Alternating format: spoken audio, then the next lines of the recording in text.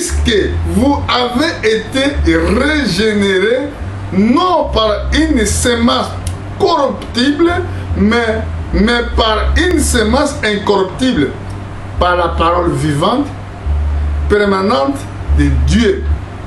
Yoga Sugo Yamou tout à l'heure, car toute chair est comme l'herbe. Sugo Soki Yozo Zango Yeba, Kenzo Tonayo Ezalo la Matiti, et toute sa gloire comme les fleurs et l'herbe sèche. Et les fleurs tombent. Abandonnez la sabisso était en vivant votre vie pécheresse, en restant dans la vie du péché. Sachez que tu es comme un herbe qui va sécher. Vouloir comme non.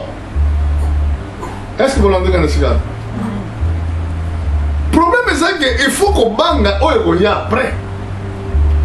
Et avoir crainte dans votre propre vie. Parce que ce qu'on confie, moi, quand vous croyez la parole de Dieu. Mais ce qu'on comme des hommes spirituels, donc qui sortent dans ce corps, c'est impossible de parler en l'obligation du camp à vie. C'est impossible en l'obligation du camp à ensemble. Comment est possible? Donc, on peut profiter de la vie éternelle quand tu vis encore, quand tu parles encore. Si tu as lobby, nous avons un bon million de loi et de l'action. Il y a un monde qui d'avant d'Akaboy. Chaque fois que nous avons accroché dans le jusqu'à la fin de mes jours. Ce que nous avons dit que de toute façon, Satan a yakana, quand tu n'as pas besoin de m'amener béné. Ce que nous avons dit que les gens n'expriment beaucoup, ils ont poussé dans le permet na yo. Et ils ont reconnaître le danger. Et c'est ce qu'ils ont dit. On va donner la bolimbis, on va donner la protection des dieux. Parce que tous les jours, le diable a se présenter devant vous, n'a plusieurs problèmes. Dans le sala, dans le daku, dans le bébé. Bon, on a qui bien, on a pourquoi il y a un problème qui arrive. Au bima qui bien dans le daku, ok, au moins il y a un moment qui mais ils ont pris à Satan pour bénéficier grâce à nous. Amen. Mais vous voyez que nous sommes salama qui ça m'a pour la bite. Nous avons dit pourquoi il a créé. Par hasard, il faut reconnaître l'amour que vous avez une belle créature de Dieu. Nous avons dit il sait pourquoi tu as créé. À Salagio par hasard. Après, maintenant qu'il te voit par hasard. Donc, c'est ce qu'on va plein à Sali. Dans quel livre Éphésiens, dans le chapitre 1, vous voyez que nous avons un plan. Tu vas dire le verset 3. Béni soit Dieu le Père de notre Seigneur Jésus-Christ, qui nous a bénis de toutes sortes de bénédictions spirituelles dans les lieux célestes en Christ. En lui, Dieu nous a élus avant la fondation du monde pour que nous soyons saints et irrépréhensibles devant lui, nous ayant prédestinés dans son amour à être ses enfants d'adoption par Jésus-Christ selon le bon plaisir de sa volonté. Est-ce que vous l'avez bien encore? Bible dit que béni soit Dieu le Père de notre Seigneur Jésus-Christ, qui nous a bénis de toutes sortes de la bénédiction et spirituelle dans les lieux célestes en Christ. Donc la bénédiction, la toutes sortes de bénédictions. Mais la bénédiction vous avez en Christ. La bénédiction vous avez en lieu céleste. Vous avez une bataille le canal Colomb. Pour la bénédiction, Nzambe a fait ça. Dans le Colomb, il y a une bataille qui se passe là. Et la bénédiction spirituelle, et le spirituel, le monde a mis sous terre. Mais, ce qui est la bénédiction spirituelle, et comment matérialiser. Et la Bible dit que tu as béni dans toutes sortes de la bénédiction dans les lieux célestes en Christ. À lui, Dieu nous a élus. Au monde, pendant qu'il y a ce qu'on a élu, et si vous avez en lui, Dieu nous a élus avant la fondation du monde. Donc, nzambe azwaki likanisi ya kosala motu mais ntango azozwa likanisi ya kosala motu amonaki mpe yo. Tu comprends ce que je veux dire? nayebi te so bokomprendre na lingala mpo mikolo peut-être na balama na lingala mpo na lingala bana na maloba ebele mpe facile. Amen. Dieu nous a élis avant la fondation du monde. Donc il t'a mokili ezalaki sans lolenge, mokili ezalaki sans forme, mais Dieu voyait pasteur Philippe. Il me voyait. Naza par hasard te. Donc lokola naza par hasard na mokili te. eloko moko te ke Satan akotia liboso na nga oyo ekosimba mpo nzambe ayebaki ngai na koexiste avant ke banosala mokili oyo. Yango David alobi boye, je te loue Père parce que tu m'as créé un personne, un créature si merveilleux. Mon âme les reconnaît bien. D'ailleurs, ce que je veux créature si merveilleux. Quand j'étais qu'une masse et forme, oh, exactement ma kila pamba. Exactement ma kila pamba ça, bato balobaka bon. Mais David a dit quand j'étais qu'un masse informe, nazana lo lengete, tu me connaissais. Dans ton livre était écrite tous les jours qui m'a été destiné avant aucun registre. Tozalaki déjà avant tozala mokili. Tozalaki déjà avant tozala mokili. Yangwana, ça c'est le mystère de l'évangile même. Ce qui nous a parlé sur état primitif dans la spiritualité, on va vivre, nous allons vivre.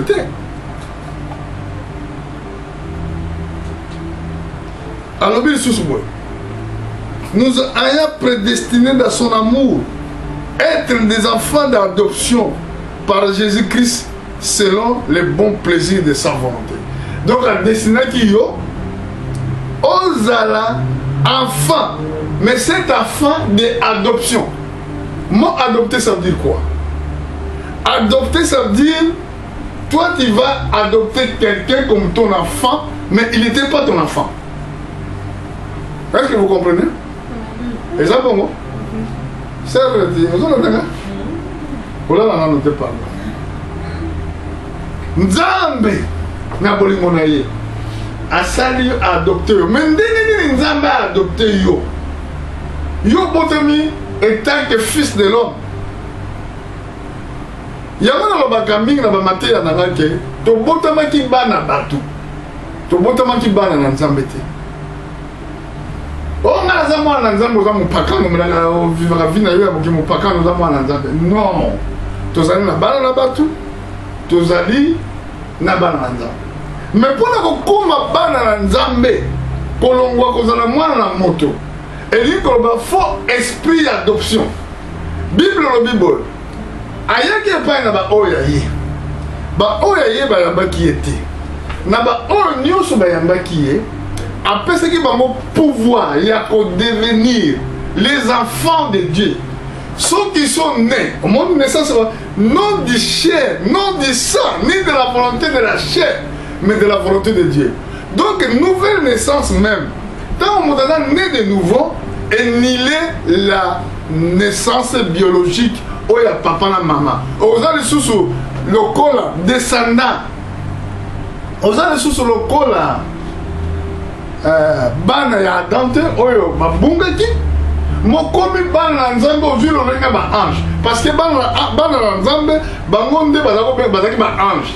So otani na Job chapitre 1, Job chapitre 2, otani pe même na Genèse chapitre 6, na kasa Genèse chapitre 6, okomona là il parle des enfants de Dieu parce que bana Nzambe azamu tout est. Bible dit que Nzambe Dieu ce n'est pas un homme. Mais d'abord, faut esprit d'adoption, le baptême de Saint-Esprit.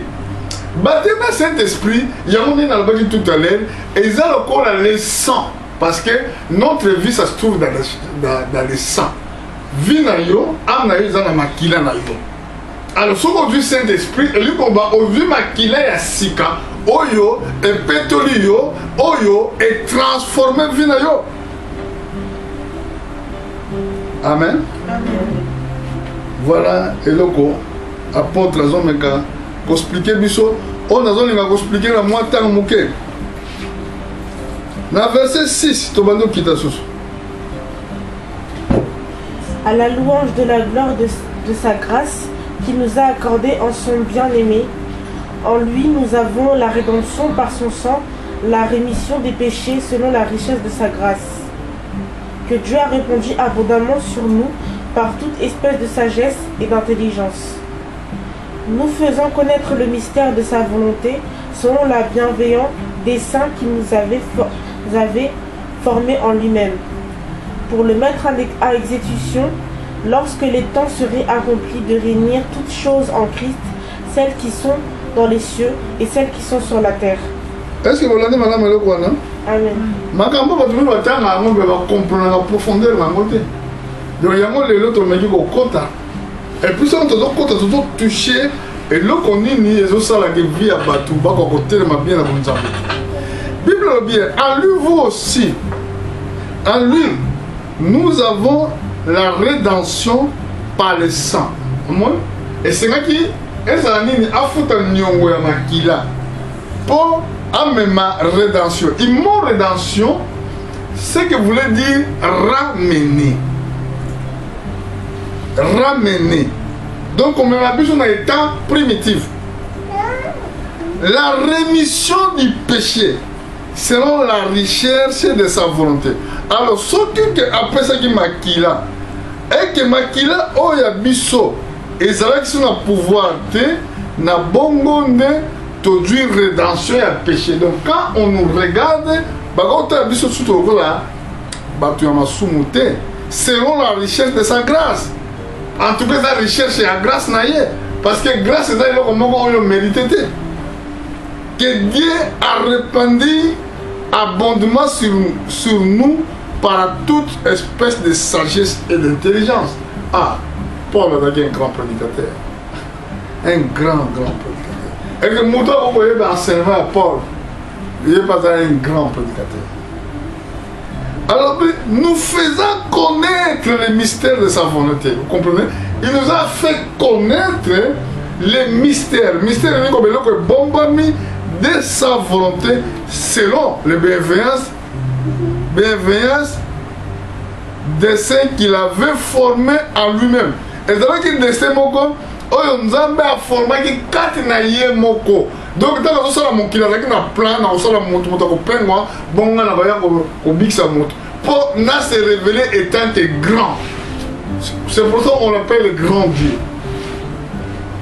Pour mettre en exécution lorsque le temps sera accompli. Donc au tcha na exécution tango kokoka. Donc il ko ba kokisa plan na ye pour la salut, pour l'humanité. De réunir toutes choses en Christ. Makamounio 554 dans Christ. Celles qui sont dans les cieux et celles qui sont sur la terre. Donc tout, elles sont là-bas anges. Elles sont là-bas tout basé dans mon kil. Tout ça c'est là-bas mon colonie il y a gloire. Pour la nuit c'est comme un moko kat na Christ. Il y a mon frère. Pourquoi? Au lieu de perdre cette vie. Oyo nyonso eko sangisa makambo likolo na makambo se eko zala mukolo moko unique eko zala mukolo moko grand quand Dieu va réunir toutes choses en Christ nyo ezala likolo na oyo ezala se yo kozala wapi tu seras où na moment ce qu'on doit les attendre na babuzoba oyo ozo les attendre na makambo tout le koleka bato ba kufe bele mona et parce que bien te kabinete ozo tika richesse c'est la parole de Dieu. Ça c'est richesse que Dieu nous a donné. On va abandonner ngo pona babuzoba moko zanga tina ya tango muke ba plaisir moko zanga tina ya tango muke o ozali ko suye amna yo ozali ko suye vina yo o lobby o na condamnation. O un message peut-être dans notre l'élo na église na Europe peut-être lobby na lobby en Afrique peut-être dimanche prochain na lobby en Afrique mais oyo et un message peut à Kolobake, Botika la Malamu, Nazo Kene Moussa Nzambe za kwa Moussa Gisoda. Tozo Kene Sika Toyebi Mokola Ozonga, Temenzamba Yipi. A Osala Ke, a ramené Biso Susu, to continue côté à Makambol. Alors, les autres ne comme Ngongo Ol. koyesa motema makasi te mponga nazoba na biso ke mosala na biso na europa oyo esili baeglise oyo bazofungafunga baeglise oyo nga nafungolaki eglise nga nafungolaki eglise fo koyeba plein ya sali donc évangile ndenge balobaka moi ebimaka wapi moi ebimaka wapi na occident pardon na orient moi ebimaka na orient eya kokitaka wapi na occident biloko otanga classe nga natanga na classe mingi te me nayebisi bino sege moi wana eza prophétie moi kaka bomonaka wana nde omona parcours moi esalaka emati ntongo etani ebanda ebimaka wapi na orient lever le soleil ekosala parcours nango prophétique ndenge évangile ezalaki préparé ti eza kokita wapi na occident esi ekolala donc elingi kolobake lokola message ebandeki na orient bapôtre babandeki na orient bapôtre Pierre bapôtre Paul dernière bapôtre ya suka bakozala bapôtre ya occident ntango bazoteya na occident bazoramene message prophétique bazoramene message ya temps de la fin elakisi ke temps ekei po révélation oyo nazobala bino lelo na israel bato bazokende koluka kuna nzambe lelo bazokende koluka kabale juif bazokende koluka vrai sali te mpo na israel lelo bayebi jésus te mais apôtre paul explike biso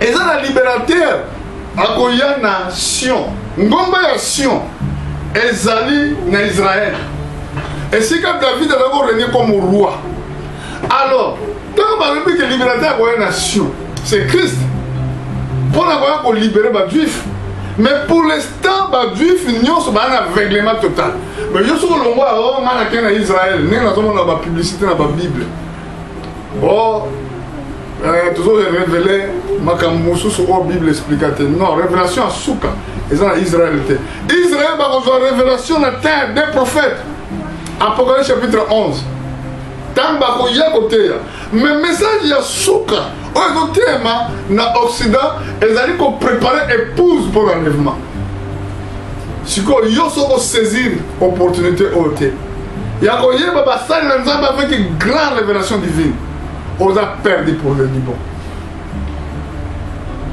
Alléluia. Amen. Amen. Alors, si on a bien besoin de rendez-vous, on a un souka.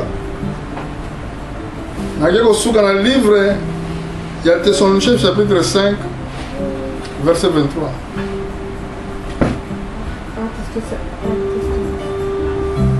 Thessaloniciens chapitre 5, verset 23. Que le Dieu de paix vous sanctifie lui-même tout entier et que tout votre être, l'esprit, l'âme et le corps soient conservés irrépréhensibles lors de l'avènement de notre Seigneur Jésus-Christ. Celui qui vous a appelé est fidèle et c'est lui qui le fera. Frères, priez pour nous, saluez tous les frères par un saint baiser, je vous conjure par le Seigneur que cette lettre soit lue à tous les frères. Amen. Amen. Que le Dieu de paix vous sanctifie lui-même. Tout votre entier, votre être. Dans votre être. Batangi, yokande batangi. Nastangi nazongi kotangi. Que le Dieu de paix vous sanctifie lui-même tout entier. Et que tout votre être, l'esprit, l'âme et le corps, nous allons diviser en trois. Osa l'esprit, osa l'âme et osa le corps. Soit conservé, irrépréhensible. Mot irrépréhensible, ça veut dire quoi? Osa n'a pas mela na lingala. Irrépréhensible. Donc, pas que les gens va corriger yo, l'autre va corriger yo, l'autre va corriger yo, l'autre va corriger yo. Non, frère, non, sœur. Corna yo, il doit être gardé, conservé, irrépréhensible lorsque de l'avènement de notre Seigneur Jésus-Christ. Tant qu'on corps a zoya, faut que tu aies une âme bien. na corps oza bien, na esprit poza bien. Parce que comme pokoyoka maloba na Nzambe awa esprit na yo eza makambo mosusu. Comme okoyoka liloba na Nzambe awa motema na yo âme na yo eza makambo mosusu. Pour âme eza siège et affection. Donc l'homme est dirigé, l'esprit est là pour la diriger. Mais l'esprit qui dirige un chrétien est un Saint-Esprit. Il y a une Bible bien que quand il sera venu, il vous conduira dans toute vérité. Parce que c'est l'esprit qui conduit. Mais si vous avez l'esprit, il y a Yesu. Il y a conduire. Il y a moins d'être. Et lui, comme l'esprit à Satan, de conduire. Alors, si l'esprit à Satan de conduire, parce que l'âme qui avait affectionné l'esprit. Parce que l'âme est un endroit où l'affection est fondée. Si l'âme est affectionnée, l'affection, il y a conduite oyo, les autres âmes s'en montrent. Vous comprenez des choses? Âme, c'est une chaise d'affection. Mais celui qui conduit, c'est l'esprit. Si l'esprit saint et qu'on conduit, on s'affectionne à ma Nzambe, on tient la Bible, on sait la bonne de la coquille, on sait la nuance sur la bonne Nzambe. Mais ce que l'esprit est affectionné à ma Mokili, tu aimeras le monde. On sait que ma Kamba c'est ça Mokili. Bible dit la Bible, petits enfants, n'aimez pas le monde, ni les choses qui sont dans le monde. Celui qui aime le monde, l'amour du Père n'est pas à lui. Dans d'autres termes, celui qui aime le monde, le Saint-Esprit. Exactement. Voilà le mystère. Voilà le message prophétique. Donc comme on entend de la fin, la guerre est aussi la guerre oyoyo et koya ko même guerre mususu. Pe mukile ozo masu ndenge zaki liboso te o pe non mukile ndenge za boye et si et du temps et du pente déjà. Donc quand abiso il faut se préparer pour la quitter mukile. Pour aller na biki nzamba pambla bino to zonga dimanche prochain na évité. Pour peut-être que dimanche prochain en Afrique, Nzambe va vous permettre dans les réseaux sociaux de retirer à ceux qui est possible pour voir Rolanda ce que nous allons faire là-bas en direct. Ce qu'on dit aujourd'hui, que Dieu vous bénisse et nous reviendrons à la prochaine jour si Dieu le permet. Que Dieu vous bénisse.